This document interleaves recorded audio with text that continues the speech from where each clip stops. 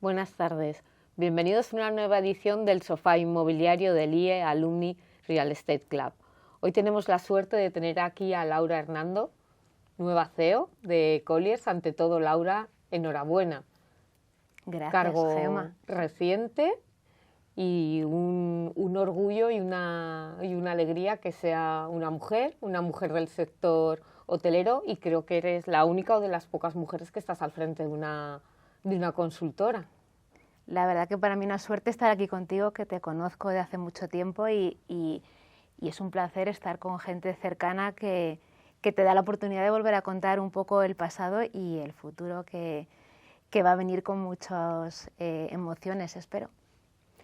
Pues por eso mismo, cuéntanos tú primero quién es Laura, aparte de ser CEO, qué te ha llevado hasta aquí, cuál es tu historia. Pues a ver, sin remontarme demasiado, quizá empezar por la formación mía, que quizá pues ahí es donde empezó un poco las casualidades de mi vida, ¿no? Yo estudié ADE y Derecho en E3 y CADE y lo estudié de casualidad. O sea, mi vocación era más ingeniería, que mi padre no lo veía nada claro, y una amiga me convenció para ir a un examen de acceso con ella y yo no sabía ni lo que era esta doble grado, ni lo que sabía que era ICADE, y ahí acabé. Me aceptaron, lo descarté al principio y decidí probar. O sea que desde mi formación ya fue un poco casualidad y eso me llevó pues a una formación intensa, yo diría no difícil, ¿no? Una doble de AD Derecho no es complicada, sí es intensa, y aún, bueno, pues a entrar en un mundo, ¿no? Es verdad que yo salí en un año no fácil, que fue el 2002, era un año en el que en otras promociones pues mucha gente salía hacia banca de inversión a Londres, y en mi año eso no ocurrió, era un año ya a nivel económico no óptimo y pues casi todos nos quedamos en España, ¿no? Yo sí que decidí probar lo que parecía más interesante, que era el M&A, y entré en un banco de inversión en Madrid, en Atlas Capital, y ahí pues me tiré 3 años de vida, 3 años naturales, quizá 3 por 2 de vida real, por la intensidad, ¿no? Y de hecho siempre, ¿no? Recuerdo esa época con muchísimo cariño y cada vez que me pregunta gente joven, ¿no? por el meterse en M&A y en banca de inversión al principio, para mí es un sí rotundo, ¿no? Son años súper intensos de los que guardo todo cosas positivas, también muchos amigos de esa época, y te prepara pues quizá como la carrera, ¿no? Te prepara en la intensidad, ¿no? Para mí la banca de inversión, lo que no tiene o lo que yo no encontré y por lo que busqué el cambio fue justo la especialización. Aprendes de un montón de sectores, aprendes a ser crítico, aprendes a hacer documentos de calidad, pero te das cuenta que tú vas a reuniones y siempre, ya no por edad, ¿no? Que por supuesto tus mayores saben siempre más, pero tú te dabas cuenta que ibas a una reunión y el de enfrente siempre sabía mucho más que nosotros como asesores, ¿no? Y eso pues de observarlo ese tiempo, pues pensé que esa parte es la que no me gustaba demasiado, ¿no? El pensar que siempre iba a saltar de un sector a otro, que era súper divertido. Hacer un día banca, otro día seguros, otro día retail, otro día llegué a participar en la venta de una compañía de endivias. Aprendí de endivias infinito, entonces eso es muy divertido y cuando eres joven mucho más. Pero bueno, todo tiene una etapa y es verdad que el M&A pues normalmente tiene una época de caducidad para la mayoría, ¿no? Y mi siguiente cambio pues también fue quizá un poco casual. Una de mis ex compañeras de trabajo de Atlas se fue a IREA, que era una compañía que yo tampoco había escuchado nunca en ese momento, ¿no? Entonces me habló de IREA, se había ido ella un tiempo antes. Esta amiga es Beatriz Menéndez Valdés, que creo que también conoces, porque luego el mundo da muchas vueltas y todos nos volvemos a encontrar. Y me propuso el cambiar a algo que ya me contó como una mezcla, ¿no? Que iba a poder seguir haciendo M&A, pero me iba a poder especializar en sector inmobiliario hotelero. Y la parte hotelera, la verdad que a mí había hecho un tema hotelero muy de refilón y me pareció súper interesante. Entonces fui allí, entendí en qué consistía IREA y es verdad que lo que me contaron me gustó mucho. Me pareció una idea pues de negocio brutal, creada por Miquel y el resto de los 3 socios que la acompañaron, buscando justo un nicho que no estaba cubierto, que era consultoría inmobiliaria con un background muy financiero. Y allí que fui. Tengo que decir que creo que algo me engañaron un poco. Desde que entré, Yo creo que tardé 2 años en ver un hotel. Entré en una etapa súper también complicada a nivel económico, donde los hoteles todavía, ¿no? Y luego no eran del todo tan viables, y empezó una época de reestructuración profunda en el sector inmobiliario español. Entonces, directamente a mí me metieron a reestructurar compañías inmobiliarias y estuve pues 2 años aprox haciendo de todo menos hotel. Vi mucha promoción, mucha vivienda y mucha reestructuración de deuda. Y ahí empezó el camino. Luego ya empecé a ver hoteles poco a poco, y es verdad que siempre se apostó mucho por el sector hotelero dentro de IREA, y ese es un equipo que fuimos desarrollando pues, junto con Miguel Vázquez durante mucho tiempo. Y en 2018, al principio, pues llegó el cambio de IREA. Llegó Colliers, llamó a la puerta y convenció a los que tenían que decidir. Es verdad que había llamado a la puerta a mucha gente antes, pero la idiosincrasia, ¿no? O el ADN que tenía la gente de IREA no era fácil quizá, ¿no? De mezclar con otro tipo, ¿no? de perfiles, y Colliers pues, de una libertad de creación y de integración de equipos. Y a partir de 2018 no cambió mucho nuestro día a día tampoco, pero sí cambió la marca y nos dio una exposición internacional. Entonces, desde entonces hasta aquí pues, hemos seguido creciendo poco a poco, hemos duplicado, no más que duplicado desde IREA a lo que somos ahora, y con el reto por delante pues, de afrontar una nueva etapa. Eso ha sido, quizá no muy resumido, la trayectoria. No es poco. Y en toda esta trayectoria, ¿cuál es el mejor consejo que te han dado? No sé si por parte, como tú dices, de tus mayores, a nivel personal o profesional. A ver, yo me acuerdo de uno que quizá no es el mejor, estoy segura que me han dado mejores y no me acuerdo. Pero hay uno que sí, que cuando estaba al principio, ¿no? En banca de inversión haciendo slides, y siempre venían y te tachaban todo de rojo y te daban otro foco. Recuerdo que una persona me dijo, bueno, tú has estudiado Derecho, tú imagínate que lo que estás escribiendo lo va a ver un juez y va a dictar una sentencia. Así es como tú tienes que entregar los papeles siempre, ¿no? Con ese rigor de saber que no tiene por qué haber una revisión después, y que va a servir para alguien tomar una decisión que puede ser muy importante. Entonces, sí, desde joven, entonces eso, bueno, ese consejo, que quizá no es que sea muy bueno, sí para mí fue útil, y es verdad que sí aprendes, ¿no? La autorrevisión es una parte muy importante cuando empiezas en cualquier trabajo, ¿no? Entonces, a leer 2 veces, a veces a parar, a veces a intentar pensar qué va a pensar el que se lo lee. Y yo creo que eso, pues con el paso del tiempo, lo hará, pues cuando lees documentos, yo creo que esa visión, ¿no? De intentar ver si está todo ok, si hay algo que sobra, que falta, pues a mí ese consejo me sirvió. ¿Y hay algo que cambiarías en toda esta etapa, en todo el desarrollo o en todas las decisiones tomadas? Yo creo que es difícil, ¿no? Yo creo que no cambiaría mucho.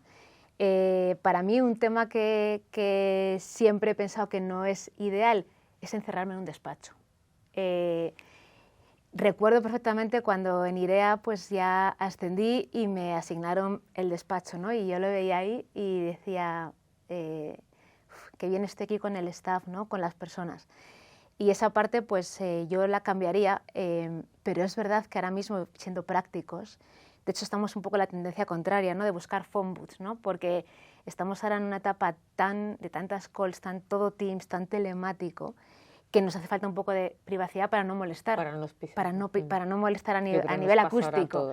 Pero yo es lo único que cambiaría de todo lo que he vivido, ¿no? El que me dio mucha pena el irme a un despacho, salgo todo lo que puedo, pero esa parte la echo de menos. ¿Y qué te queda por hacer, siendo ya CEO? A ver, yo a nivel profesional, la realidad, no soy ambiciosa. Yo creo que por hacer, te diría que casi lo que me gustaría es hacer menos para pensar más. No hacer más cosas, sino hacerlas más relevantes, intentar hacer menos cosas menos relevantes y poder parar a pensar. Eso es lo que me queda por hacer y lo que me parece un reto, ¿no? El parar un poco de vez en cuando. Y en todo este proceso, ¿no? En toda esta trayectoria hasta llegar en la posición que estás, ¿qué hábito personal es el que te ha sostenido en los momentos de presión, que no han tenido que ser pocos? Hábito personal. A ver, tengo que decir que la maternidad, yo tengo 2 niños ya mayores, adolescentes, me cambió radical las prioridades. Y eso me hizo anclarme a saber, sobre todo, desconectar, que eso es algo clave y no es todo el mundo aprende y yo no sé cómo enseñarlo. Yo siempre cuento mi experiencia de, yo por supuesto que tenía una intensidad de trabajo siempre muy alta y hace muchos años a mí me costaba más desconectar. Llegaba a casa o el fin de semana o por la noche y cuando estás en temas delicados pues te cuesta más desconectar. Desde que fui madre ya hace 16 años me cambió radical el chip. La desconexión fue súper fácil. Yo tengo una capacidad ahora de desconexión que a veces me asombra. O sea, de ser capaz de contestar un mail y al minuto haberme olvidado de lo que he contestado porque estoy fuera de la oficina y no me cuesta nada reconectar. No me importa, no me supone un... No, reconecto, desconecto y sigo desconectada, ¿no? Eso me ha anclado mucho a poder desconectar porque la realidad es que es muy difícil, ¿no? Si estás en un nivel alto de intensidad, si no paras yo creo que es inviable, ¿no? Y diría que, bueno, también el deporte es otra parte de mi vida que me ayuda. ¿El voleibol? Sí, sigo. Siempre digo que queda poco, sigo jugando a voleibol desde súper pequeña, desde los 12, en un equipo súper amateur de mi cole, que ya, claro, del cole ya somos casi abuelas, pero sí, seguimos jugando, compitiendo. El entrenar me da una pereza tremenda, tengo que decirlo, y que no me escuche mi entrenador, pero competir todavía me gusta mucho. Entonces, llegar a competir cada fin de semana me motiva. Y bueno, pues estoy ya preparándome para la retirada, pues con mucho pilates, mucho pádel, y el día que las rodillas ya no me dejen jugar, pues algo buscaré. Y en toda esta carrera, que seguramente ha habido mucha estrategia, yo te hago una pregunta quizás más desde la verdad, ¿no? ¿Has tenido que dejar algo atrás para llegar a ser una líder tan relevante? No lo veo así, seguro que sí. O sea, siempre hay renuncias, pero no lo veo así, no lo veo como una losa, si no hubiera cambiado. Es verdad que, por supuesto, que hay partes pues, que tienes que elegir, hay viajes que no te cuadran bien, hay calls que te llegan en el momento inoportuno, pero la realidad es que, primero, siempre he vivido en un equipo, ¿no? Que ha sido flexible y eso me ha hecho no renunciar y poder no dejar atrás muchas cosas. Y no lo siento así. O sea, también es un tema, yo creo, de pensamiento, ¿no? Si piensas eso mucho, quizá tienes que cambiar. Mientras penses que no estás dejando mucho atrás, pues continúas sin problema. Y con este nuevo rol tuyo, ¿hay algo que te dé miedo perder? No sé si cercanía, con equipo, criterio en determinados aspectos, quizás autenticidad, y más tú que eres una mujer como muy discreta, ¿no? A ver, autenticidad no lo sé, yo creo que eso no se pierde, ¿no? Yo creo que a esta edad ya eres lo que eres, ¿no? Criterios sí que me da miedo a perder, ¿no? Yo creo que en hoteles, ¿no? Todo el mundo me visualiza como hoteles, llevo 20 años solo casi viendo hoteles. El criterio que puedo tener en hoteles, desde luego que va a estar alejado de otros asset classes. Entonces, criterio, tendré que ir formándomelo, tendré que estar cada vez más cerca de otros activos, tendré que conocer a muchos más players, ¿no? El sector hotelero es inmenso, pero al final nos conocemos, ¿no? Así que de las opciones que me has dicho, quizá criterio es la que más me puede preocupar. Y ahora pasando a las preguntas de los socios, lógicamente hemos recibido bastantes relacionadas con tu nuevo puesto y que se podrían resumir en una misma, que es cómo planeas potenciar la división de hoteles que vas a continuar liderando, según habéis comunicado, con tu rol de CEO, ¿no? ¿Y qué cambios estratégicos va a suponer este nuevo liderazgo tuyo en la compañía? ¿Cómo vas a hacerlo? A ver, quizá dentro de un año te conteste mejor. La realidad, ¿no? Primero por hoteles. Sí, mi idea es seguir involucrada en hoteles. Me apasiona. Es una de las áreas nuestras más potentes, en la que más creemos y de la que no me quiero alejar. Evidentemente, sí queremos reforzarla, la estamos reforzando, independientemente de cualquier cambio. Es un sector que nos ha permitido llegar lejos y nuestra idea es seguir avanzando, ¿no? Acabamos de coger a 2 nuevos asociados que nos van a ayudar. De hecho, uno de ellos con mucho enfoque en valoración, que es una parte que cubríamos menos, con la idea de pues, esa parte potenciarla.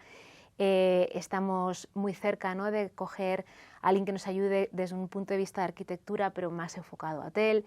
Nos encantaría tener a alguien en Portugal, que también controlamos desde Iberia, ¿no?, como Colliers Iberia.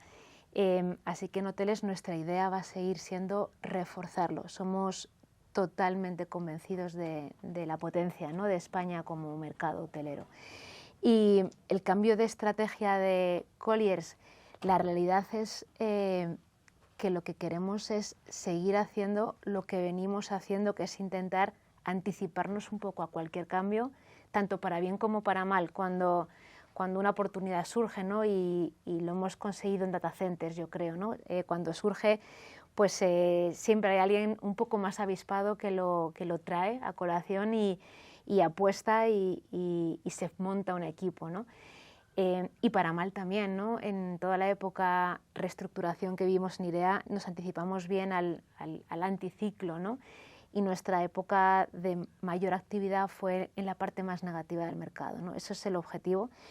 Y luego hay otra parte que creo que es marca nuestra, ¿no?, de la casa, y que los equipos creo que son conscientes, que es el seguir favoreciendo las ideas o el microemprendimiento, ¿no? Parece difícil el que alguien pueda pensar que puedes emprender, ¿no?, o, dentro de una empresa, pero nosotros sí que lo vivimos así. Siempre hemos estado en un equipo que escucha y arriesga.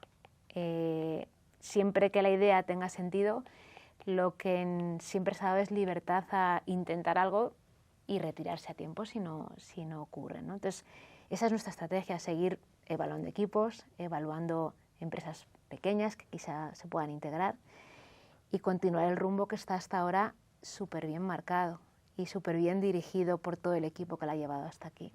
Y también Miquel va a continuar como presidente. Espero que muchísimos años. Sí. Que tuvimos la suerte de tenerle en el sofá. Miquel va a seguir como presidente y como faro, ¿no?, de Colliers. En el sector es una voz incuestionable y ya no solo en España, ¿no?, que quizás es lo que más se ve, ¿no?, en Colliers a nivel grupo, a nivel Europa, la opinión de Miquel a nivel resto de países y resto de CEOs y grupo que tienen de senior leadership es súper importante, así que espero que sigan mucho más. También nos preguntan qué estrategias específicas implementarás para fomentar en tu equipo un ambiente de confianza y comunicación, y también con los partners y con los clientes. ¿Va a haber algún cambio? ¿Vas a continuar con la misma línea que se llevaba hasta ahora? Porque al final yo creo que cada CEO, cada director acaba dejando su propia huella, ¿no?, o cogiendo un estilo. Bueno, poco a poco iremos viendo. Es verdad que la estrategia de comunicación y de apertura, ¿no?, llevamos tiempo, ¿no? Esto todos son pasos, paso a paso, el buscando esa cercanía, ¿no?, esa evaluación. Pues yo recuerdo que hasta hace poco las evaluaciones eran unidireccionales, ¿no? No había esa bidireccionalidad de feedback que es importantísima en cualquier equipo, ¿no? También recuerdo hace no mucho, ¿no?, cuando había paradas teóricas anuales para escuchar, dar feedback, y hace ya tiempo pues que eso es mucho más habitual, con 2 paradas o más al año, ¿no? Creo que Colliers en España, en Iberia, es pequeño todavía. Eso permite que quizá frente a otros grandes monstruos mucho más grandes, es que somos todavía cercanos y no te voy a decir ya al nivel familia, pero somos todavía una empresa pequeña que yo creo que esa apertura y esa cercanía es sencilla, es ir a la cocina y casi te encuentras con la gente.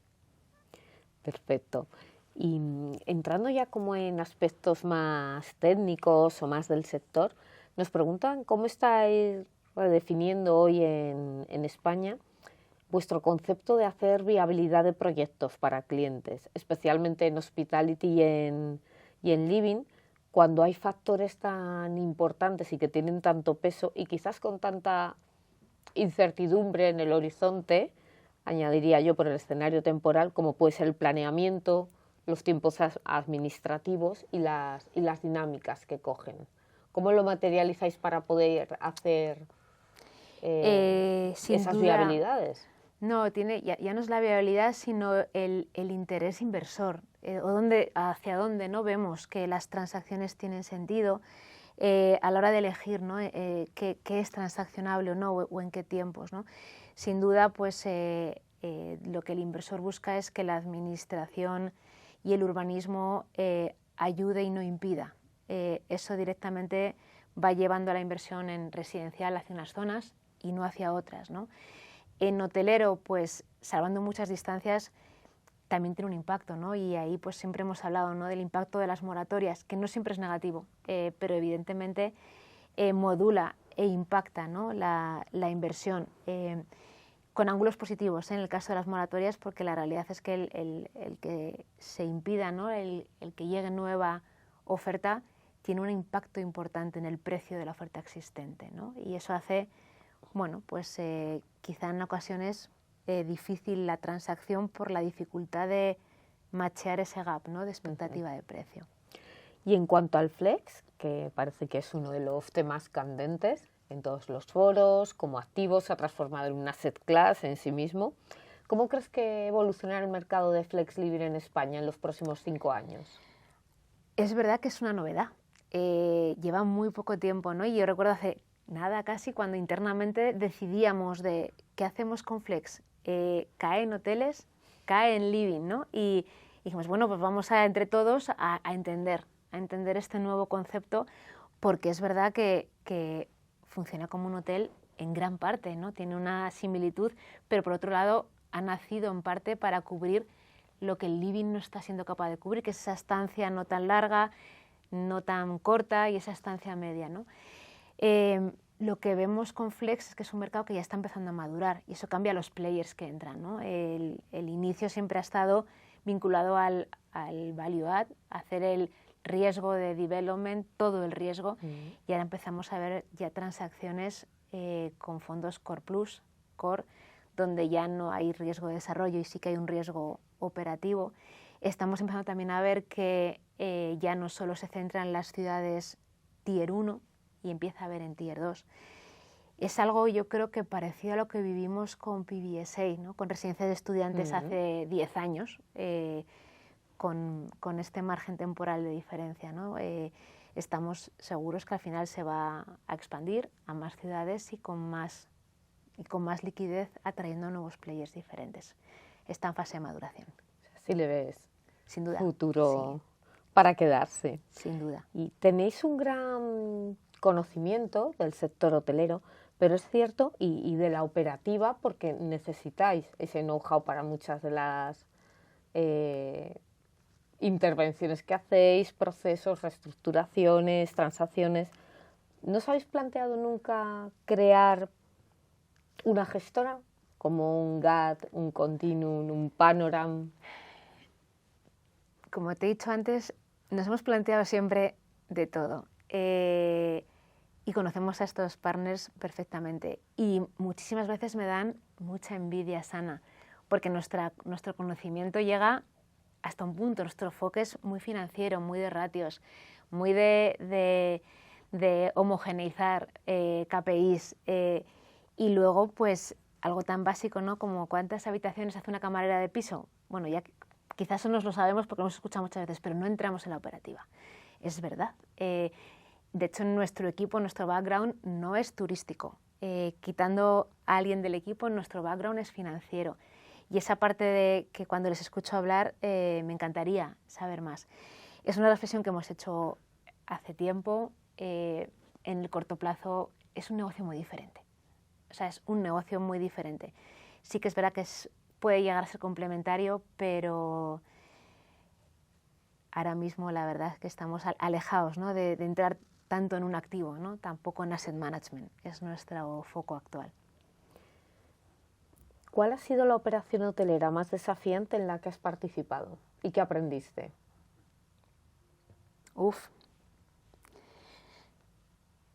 Quizá estoy pensando en dos y muy muy diferentes, ¿no? Y cada uno por un reto diferente, ¿no? Una fue el comprar, ayudar a comprar H10 Punta Negra, un hotel en Palma de Mallorca, a blasón, para una transformación global a un ultralujo, ¿no?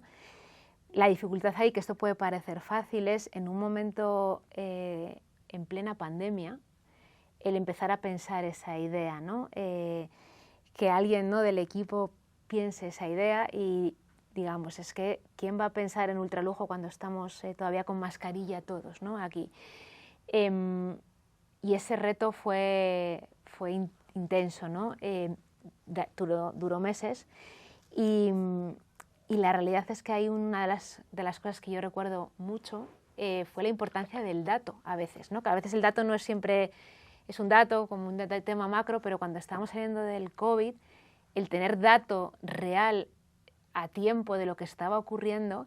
Entonces recuerdo una parte, ¿no?, de la due diligence comercial del comprador, que nos pusimos a centrarnos a entender qué estaba ocurriendo en el sector hotelero cuando estábamos todos con mascarilla y quién empezaba a viajar. Entonces conseguimos datos de los ultralujo, de todo el Mediterráneo, y empezamos a poder demostrar qué era lo que primero se recuperaba. Y ya no solo que se recuperaba, porque realmente la capacidad de la gente que se desplazaba ahí pues era más sencilla de coger aviones o aviones privados, sino que además eran menos sensibles al precio y que las tarifas, empezamos a ver que post-COVID no iba a haber tanto problema en subir tarifa, ¿no?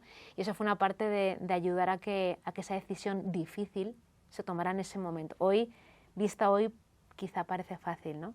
Parece obvia. Parece obvia, hoy parece obvia, es verdad.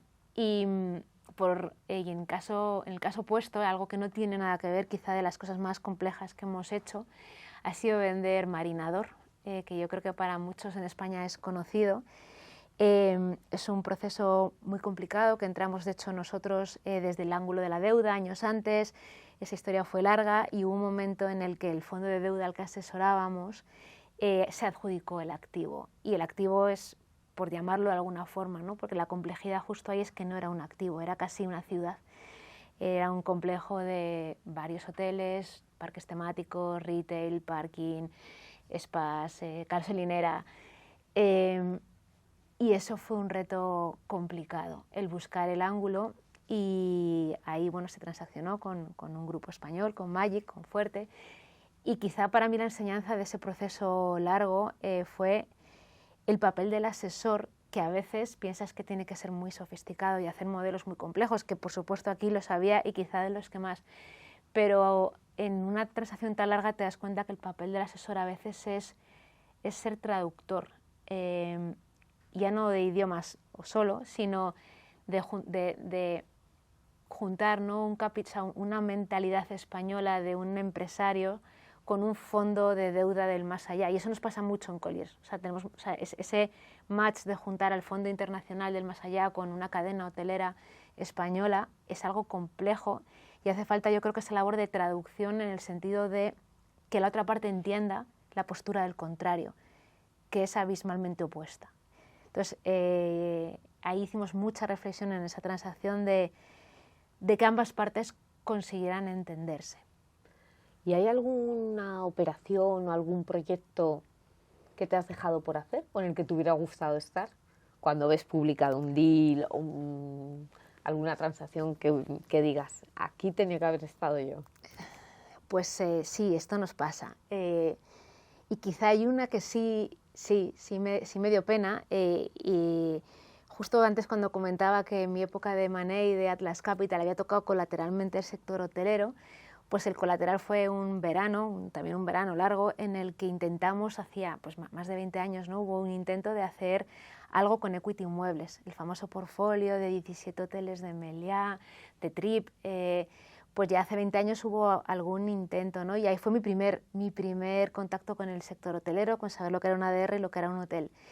Y esta transacción ocurrió hace 2 años, 3 casi, vendiéndose a Adia, ¿no? El mismo portfolio, no había ocurrido nada en estos 20 años en medio, y ahí me hubiera encantado ser parte de esa operación y no lo fuimos. Sector hotelero, de nuevo. ¿Cuáles son los retos del sector hotelero en en España, en un futuro Sí. a corto y a medio? Y sin intentar caer en tópicos, que no es fácil,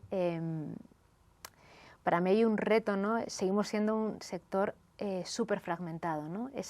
Más que reto, muchas veces se ve como la oportunidad, ¿no? Se va a consolidar. Van a ocurrir las transacciones porque al final es un sector tan fragmentado que si comparas con Europa, comparas con Estados Unidos, estamos a años luz.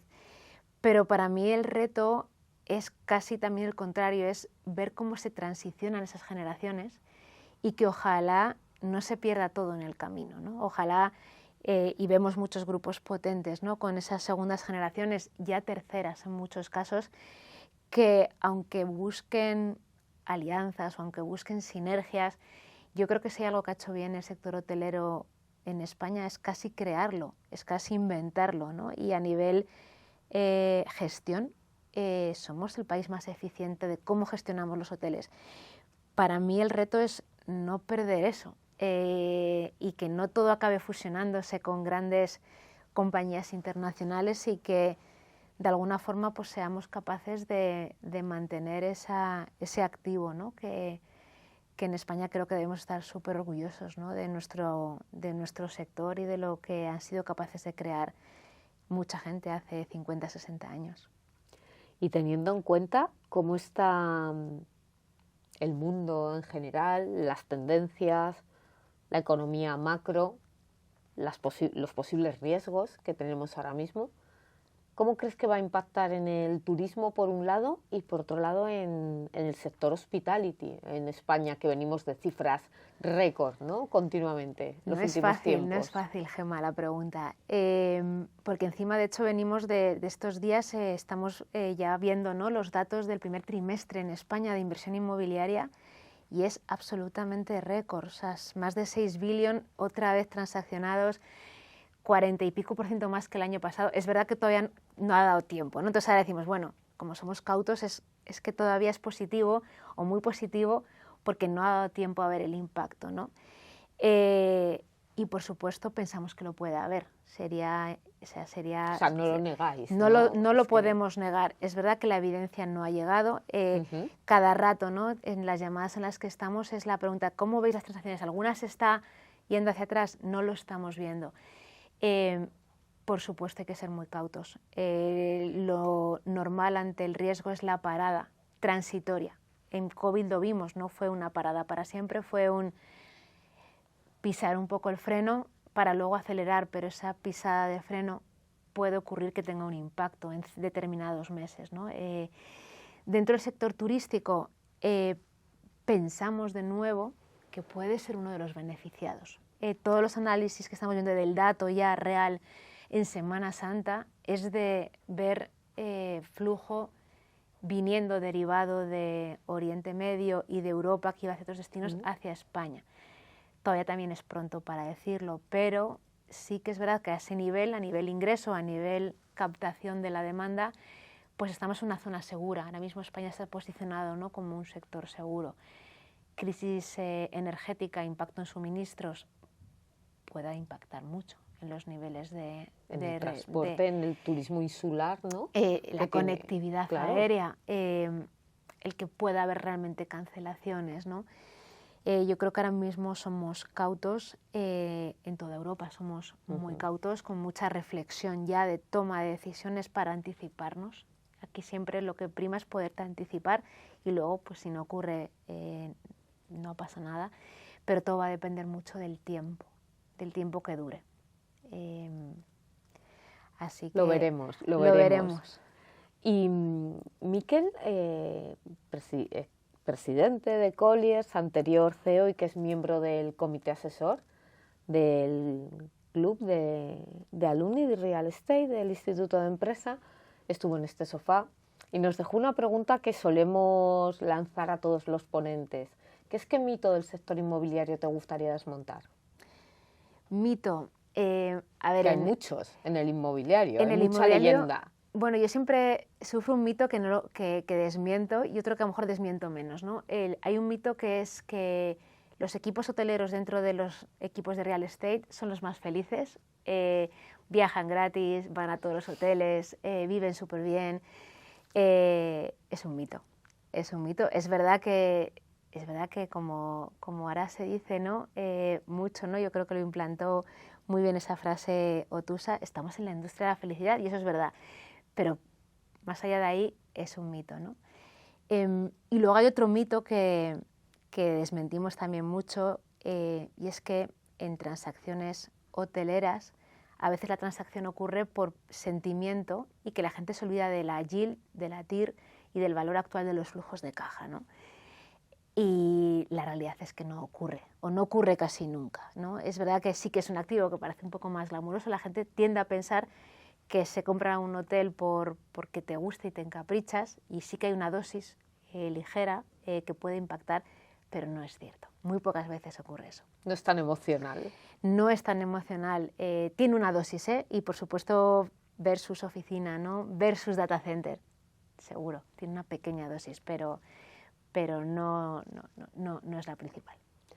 Tú ya eras managing director de hoteles de Colliers, pero ahora como CEO tienes más la vertical de la compañía en general.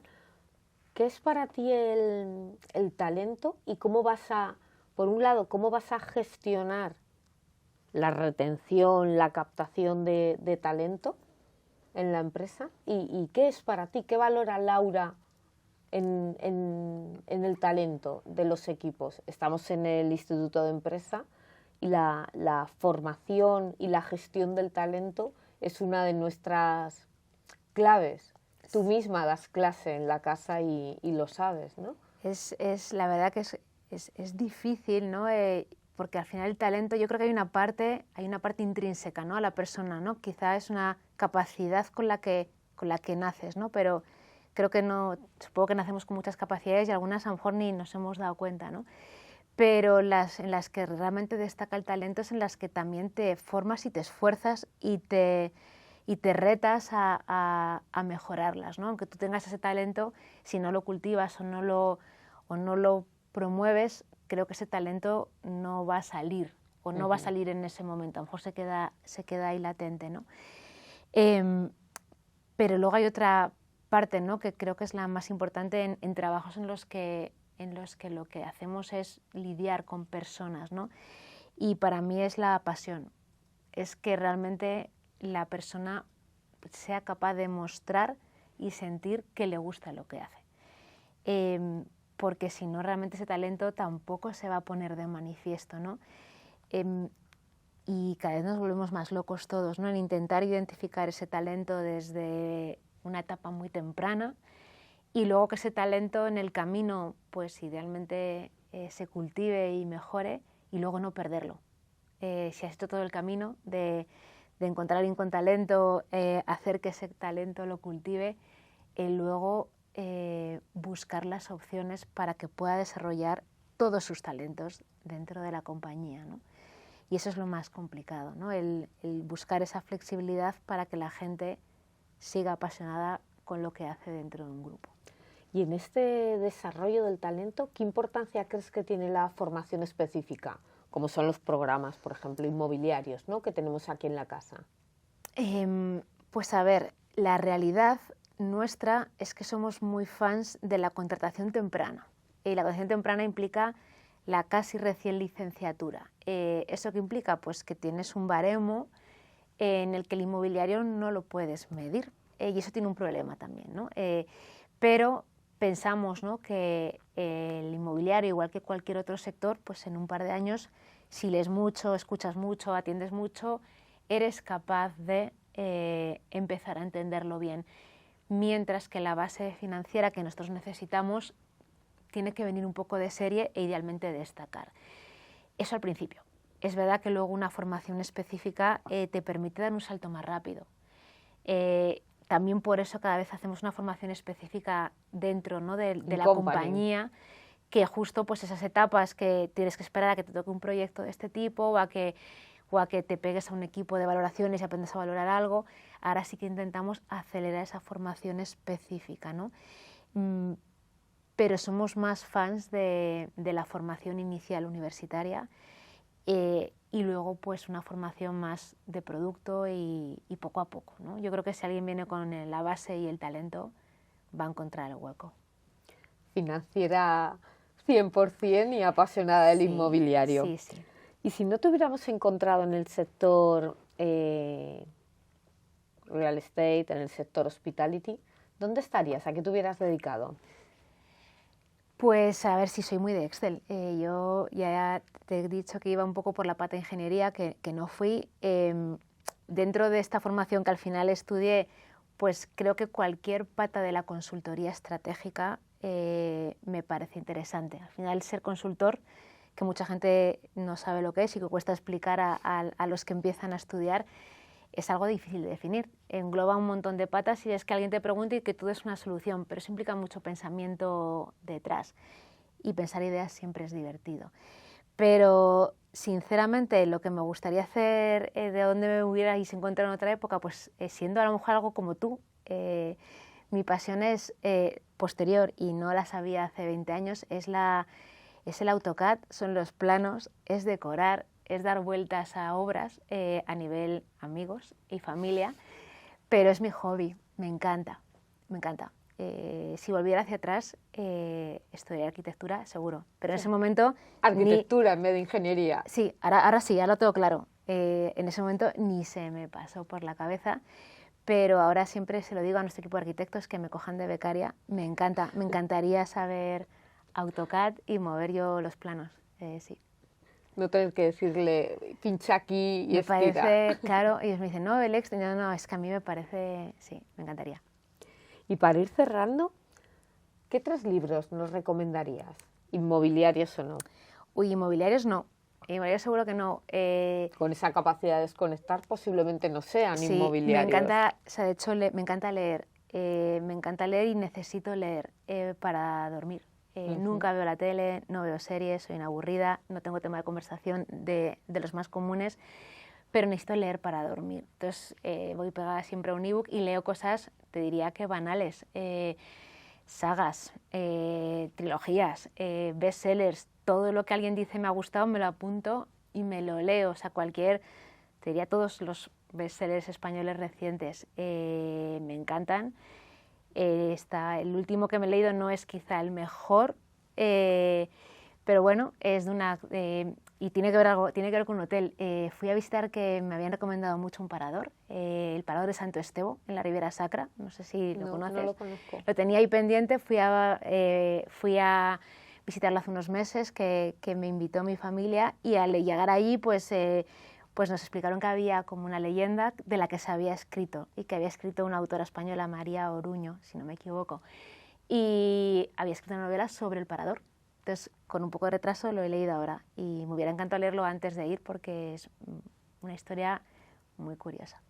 Así que leo mucho, pero poco inmobiliario. ¿Y tienes algún referente que nos recomiendes en cuanto a podcast, autor, creador de contenido? A ver, podcast, mi favorito es Lobitox, de Rodrigo. Buenísimo, Rodrigo Martínez. Soy súper fan. Soy súper fan porque atrae a muchas personas relevantes del sector hotelero y a mí me encanta escucharlas, ¿no? Aparte de eso, pues la verdad es que escucho normalmente en diferido las noticias de por la mañana, y un podcast de Economist a veces también, que te pone en 15 minutos un poco un resumen global, macro, que es interesante. Antes de despedirte, Laura, y de agradecerte que nos hayas acompañado este rato, a todos nuestros invitados os preguntamos que nos sugiráis una persona para acompañaros en el sofá, que tú creas que tenemos que invitar. Pues yo me encantaría que consiguierais hablar con Alberto Nin, de Brookfield. Yo creo que lo que ha conseguido Brookfield a nivel real estate, y lo que este año también consiga, que creo que hará cosas muy interesantes a nivel transaccional, tanto en hoteles como en otros activos, y en algo no hotelero que probablemente ocurra, pues creo que va a ser súper interesante, si conseguís que os cuente. Me lo apunto. Muchísimas gracias, Laura. Gracias por tu tiempo. Enhorabuena de nuevo. Gracias. Por ese nombramiento. y nos vemos en la próxima edición del Sofá Inmobiliario. Muchas gracias. Gracias.